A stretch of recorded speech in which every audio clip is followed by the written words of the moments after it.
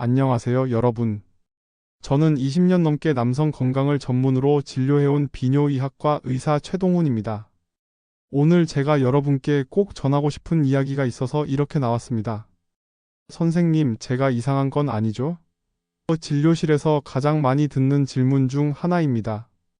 특히 남성분들이 목소리를 낮춰 조심스럽게 물어보시는 그 질문 말이에요. 바로 자위행위에 관한 것입니다. 여러분, 혹시 자위를 하고 난 후 이상한 증상을 경험해 본 적 있으신가요? 아랫배가 묵직하게 아프거나 소변 볼 때 따끔한 느낌이 든다거나 심지어 발기가 예전 같지 않다고 느끼신 적 말입니다. 설마 자위 때문에? 라고 생각하며 넘어가셨을 텐데 안타깝게도 그 설마가 현실일 수 있습니다.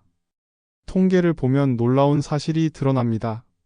성인 남성의 95%가 자위행위를 경험하지만 이 중 올바른 방법을 알고 있는 사람은 고작 15%에 불과하다는 것입니다. 나머지 80%는 잘못된 방법으로 자신의 몸을 해치고 있다는 뜻이죠. 더 충격적인 건 이런 잘못된 습관이 단순히 일시적인 불편함에 그치지 않는다는 겁니다. 장기적으로는 발기부전, 조루, 전립선 문제까지 이어질 수 있어요. 마치 잘못된 운동 자세로 계속 운동하면 근육이 다치는 것처럼 잘못된 자위 습관도 남성의 소중한 기능을 서서히 망가뜨리고 있습니다. 그럼 아예 하지 말아야 하는 건가요? 라고 묻는 분들도 계실 텐데 절대 그렇지 않습니다. 오히려 적절한 자위 행위는 남성 건강에 도움이 됩니다. 문제는 어떻게 하느냐에 있어요. 오늘 제가 여러분께 알려드릴 내용을 끝까지 들으신다면 단순히 문제를 해결하는 것을 넘어서 더 건강하고 활력 넘치는 남성으로 거듭나실 수 있을 겁니다. 이 귀중한 정보가 도움이 될 것 같다면 구독과 좋아요를 눌러주세요. 구독과 좋아요는 무료이며 한 번의 클릭으로 소중한 건강 정보를 계속 받아보실 수 있습니다. 그럼 지금 바로 시작해 보겠습니다. 선생님, 저는 평생 바르게 살아왔는데 왜 이런 일이 생기는 걸까요? 48살의 고등학교 교사 김영수 씨가 진료실 문을 닫고 난 후 첫 번째로 꺼낸 말이었습니다. 30년간 교단에서 학생들을 가르쳐온 그의 눈가에는 당혹감과 부끄러움이 가득했어요. 김영수 씨는 전형적인 모범 시민이었습니다. 술 한 잔 안 하고 담배도 피우지 않고 규칙적으로 운동까지 하는 분이었죠. 그런데 최근 들어 이상한 증상들이 나타나기 시작했다고 했습니다. 소변을 볼 때마다 찌릿한 통증이 있고 아침 발기가 현저히 줄어들었으며 심지어 부인과의 관계에서도 예전 같지 않다는 거였어요. 혹시 자위를 어떻게 하시는지 여쭤봐도 될까요? 제가 조심스럽게 물었을 때 김영수 씨의 얼굴이 빨갛게 달아올랐습니다. 그냥 보통 사람들처럼요. 하지만 자세히 들어보니 보통이 문제였습니다. 김영수 씨는 스트레스가 심한 날이면 거의 매일 때로는 하루에 2번까지 자위를 했다고 합니다. 그것도 아주 빠르고 거칠게 말이에요. 시간이 없어서 빨리 해치워야 한다는 생각에 윤활제도 사용하지 않고 마치 운동하듯 격렬하게 했다는 겁니다. 더 큰 문제는 자위 후의 죄책감이었어요. 선생님으로서 이런 행동을 하는 게 맞나 하는 생각에 자위를 하고 난 후에는 항상 자책했다고 합니다. 이런 스트레스가 또다시 자위 충동으로 이어지는 악순환이 반복됐던 거죠. 검사 결과는 예상대로였습니다.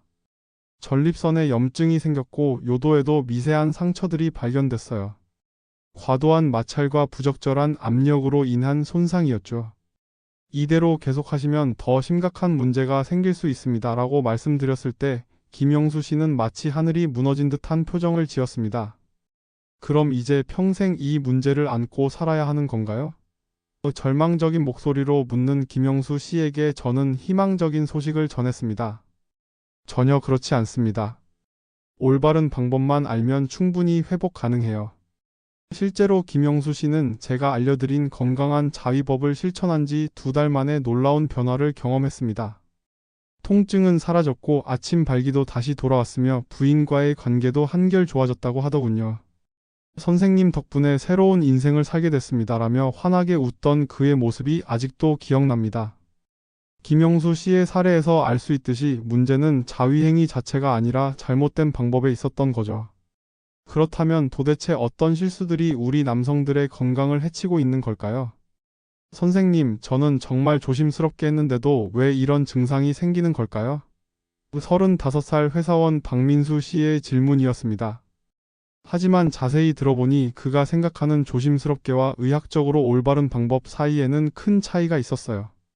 20년간 남성 환자들을 진료하면서 발견한 공통적인 실수들이 있습니다. 마치 교통사고의 주요 원인들처럼 자위로 인한 문제들도 몇 가지 패턴으로 나뉘더라고요. 오늘은 그 7가지 치명적인 실수들을 하나씩 짚어보겠습니다. 첫 번째 실수는 과도한 속도와 강도입니다. 많은 남성분들이 마치 100m 달리기 하듯 빠르고 강하게 자위를 합니다. 빨리 끝내야 한다는 조급함 때문이죠. 하지만 이는 마치 엔진을 과열시키는 것과 같아요. 남성기는 생각보다 섬세한 기관이라서 과도한 마찰은 미세혈관 손상과 신경 둔화를 일으킵니다. 두 번째는 불규칙한 패턴입니다. 어떤 날은 하루에 3번, 어떤 날은 일주일 동안 안 하다가 갑자기 몰아서 하는 시기예요. 이는 몸의 호르몬 균형을 깨뜨립니다. 규칙적인 식사가 건강에 좋듯 자위도 일정한 주기가 중요해요. 세 번째 실수는 특정 부위만 계속 압박하는 것입니다. 보통 귀두 부분만 집중적으로 자극하는 경우가 많은데 이렇게 되면 해당 부위의 감각이 둔해집니다. 마취 같은 자리만 계속 누르면 그 부분이 굳어지는 것처럼 말이에요. 네 번째는 윤활 부족입니다. 침으로도 충분하다고 생각하는 분들이 많은데 전혀 그렇지 않습니다. 적절한 윤활 없이 하는 자위는 마치 엔진 오일 없이 자동차를 운전하는 것과 같아요. 피부에 미세한 상처가 생기고 염증의 원인이 됩니다. 다섯 번째 실수는 피로한 상태에서 하는 것입니다. 스트레스 해소용으로 자위를 하는 건 좋지만 몸이 극도로 피곤할 때는 오히려 독이 됩니다. 면역력이 떨어진 상태에서는 작은 자극도 염증으로 이어질 수 있거든요. 여섯 번째는 잘못된 자세입니다. 침대에 엎드린 채로 하거나 변기에 앉아서 하는 등 부자연스러운 자세는 혈액순환을 방해합니다. 특히 엎드린 자세는 전립선에 압박을 가해서 문제를 일으키기 쉬워요. 마지막 7번째는 죄책감과 스트레스입니다. 자위 후에 또 했네, 정말 한심하다며 자책하는 분들이 많아요. 하지만 이런 정신적 스트레스가 실제로 호르몬 불균형을 일으키고 면역력을 떨어뜨립니다. 박민수 씨의 경우도 이 7가지 실수 중 5가지나 해당됐어요. 빠른 속도, 불규칙한 패턴, 윤활 부족, 잘못된 자세, 그리고 죄책감까지 말이죠. 이렇게 많은 실수를 하고 있었다니 라며 놀라워하던 그의 모습이 기억납니다. 하지만 다행히도 이 모든 실수들은 올바른 지식과 방법으로 충분히 교정할 수 있습니다. 실제로 박민수 씨도 제대로 된 방법을 배운 후 석 달 만에 모든 증상이 개선됐거든요. 그렇다면 과연 올바른 방법은 무엇일까요? 선생님, 그럼 도대체 어떻게 해야 하는 건가요? 앞서 말씀드린 박민수 씨가 간절한 눈빛으로 물었습니다. 지금까지 잘못된 방법들을 알아봤다면 이제는 올바른 해답을 찾을 차례죠. 20년간의 임상 경험을 바탕으로 정리한 건강한 자위를 위한 7가지 황금 법칙을 공개합니다. 첫 번째 법칙은 적절한 속도와 강도 조절입니다. 마치 좋은 와인을 음미하듯 천천히 부드럽게 해야 해요. 제가 환자분들께 항상 하는 말이 있습니다. 마라톤처럼 하세요. 100m 달리기처럼 하지 마시고요. 분당 60에서 80회 정도의 속도가 이상적입니다. 이는 평상시 심장 박동수와 비슷한 리듬이에요. 두 번째는 규칙적인 주기 유지입니다. 일주일에 2에서 3번 정도가 가장 건강한 주기라고 알려져 있어요. 물론 개인차가 있지만 중요한 건 일정한 간격을 유지하는 것입니다. 몸이 리듬을 기억하게 되면 호르몬 분비도 안정화됩니다. 세 번째 법칙은 전체적인 자극 분산입니다. 특정 부위만 집중하지 말고 전체를 골고루 자극해야 해요. 마치 피아노를 칠 때 한 건반만 누르지 않듯이 말입니다. 이렇게 하면 감각의 둔화를 방지하고 더 풍부한 경험을 할 수 있습니다. 네 번째는 충분한 윤활제 사용입니다. 자연스럽지 않다고 생각하시는 분들이 많은데 오히려 이게 가장 자연스러운 방법이에요. 여성의 질 분비물과 같은 역할을 하는 거거든요. 물 기반의 윤활제를 충분히 사용하면 마찰로 인한 손상을 완전히 예방할 수 있습니다.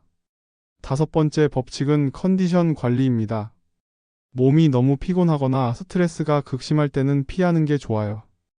대신 충분히 휴식을 취하고 몸과 마음이 안정된 상태에서 하시기 바랍니다. 이때 자위의 효과가 극대화됩니다. 여섯 번째는 올바른 자세 유지입니다.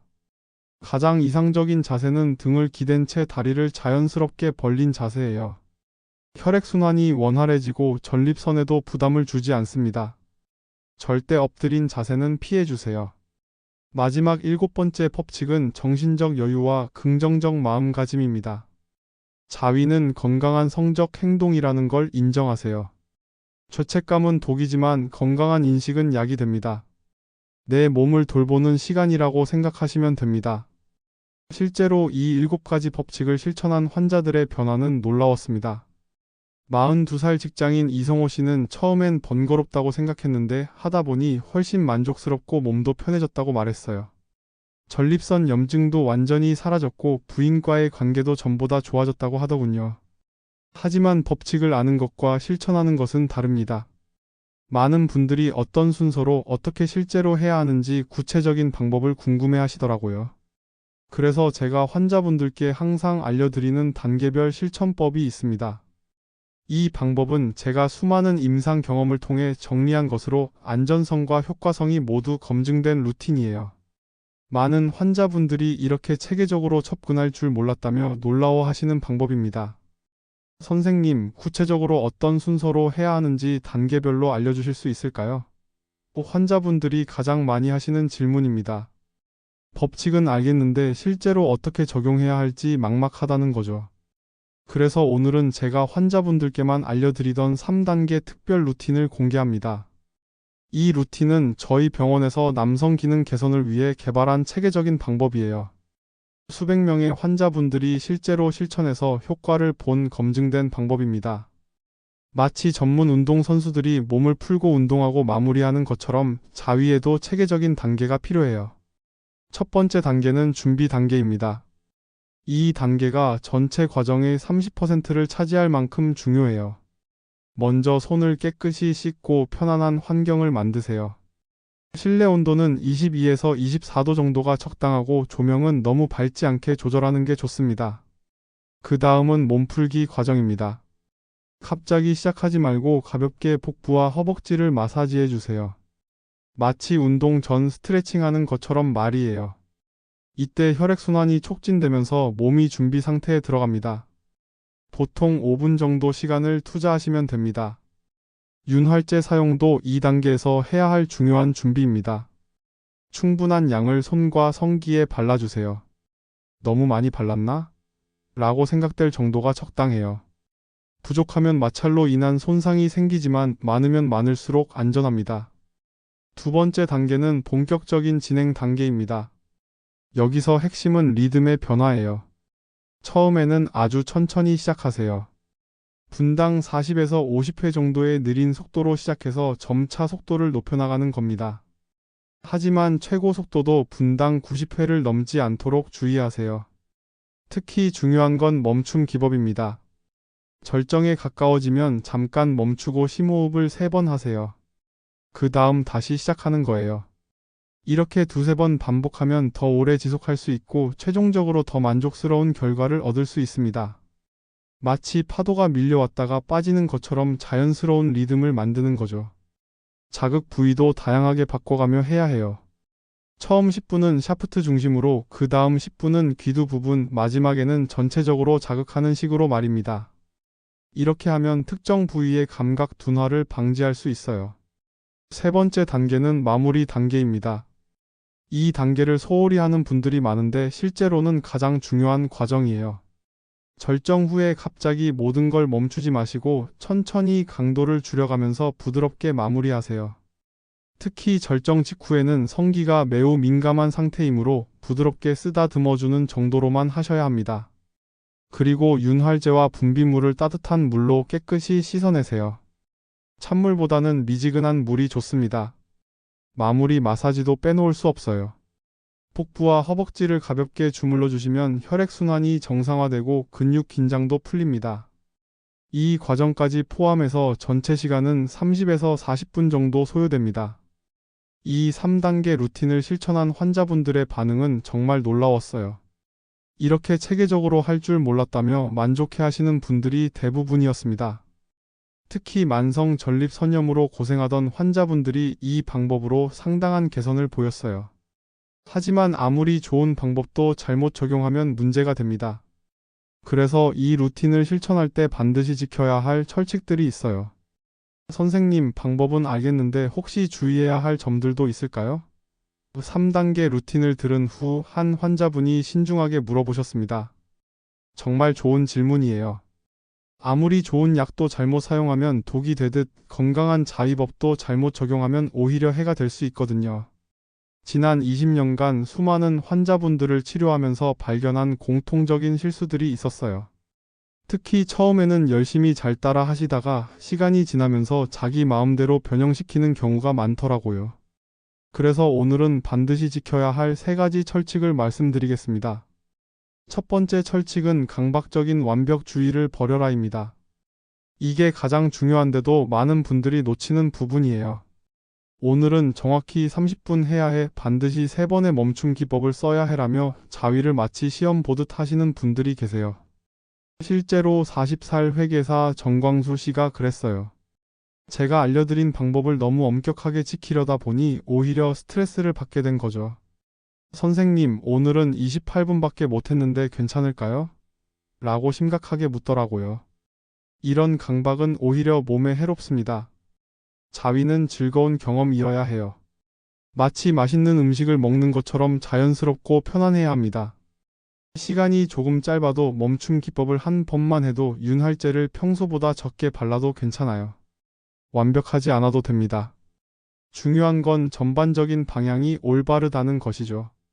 두 번째 철칙은 다른 사람과 비교하지 마라입니다. 인터넷이나 친구들로부터 들은 이야기와 자신을 비교하는 분들이 많아요. 다른 사람들은 훨씬 오래 한다던데 친구는 윤활제 없이도 괜찮다던데 하면서 말이에요. 모든 사람의 몸은 다릅니다. 키와 몸무게가 다르듯 성기의 크기도 다르고 감수성도 다르며 적절한 주기도 다른 거예요. 어떤 사람은 일주일에 한 번이 적당하고 어떤 사람은 이틀에 한 번이 적당할 수 있습니다.